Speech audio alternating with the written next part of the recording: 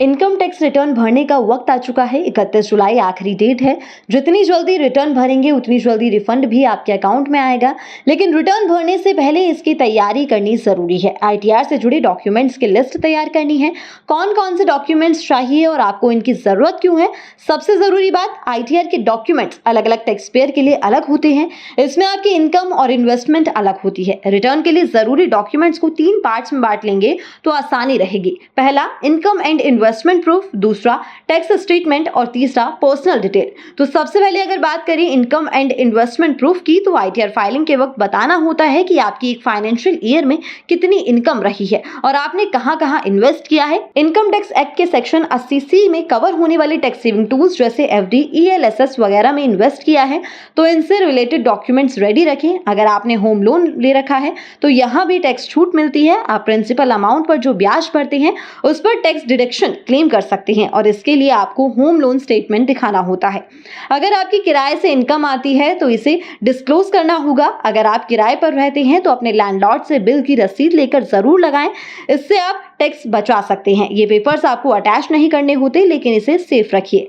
वहीं इसके अलावा अगर आपने शेयर, सिक्योरिटी या प्रॉपर्टी बेचकर पैसे कमाए हैं तो भी इसे डिस्क्लोज करना चाहिए और इसके लिए आपको broker statement, property sale deed आदि देनी पड़ सकती है। डिविडेंड से कमाई हुई है तो इसे आप डीमैट अकाउंट स्टेटमेंट के जरिए शो कर सकते हैं। वहीं अब दूसरा है टैक्स स्टेटमेंट यानी फॉर्म 16। जी हाँ, अब बात फॉर्म 16 की। सैलरीड एम्प्लॉयज को स्पेशली इसका इंतजार होता है। इनके केस में एम्प्लॉयर जारी करता है जिसमें आपकी सैलरी और टीडीएस डिडक्शन की डिटेल होती है। इसमें 2 पार्ट होते हैं, ए और बी। पार्ट ए में कितना टैक्स कटा है, एम्प्लॉयर का पैन और टैन क्या है ये बताते हैं। पार्ट बी में ग्रॉस सैलरी ब्रेकअप, एग्जेम्पशन आदि की डिटेल होती है।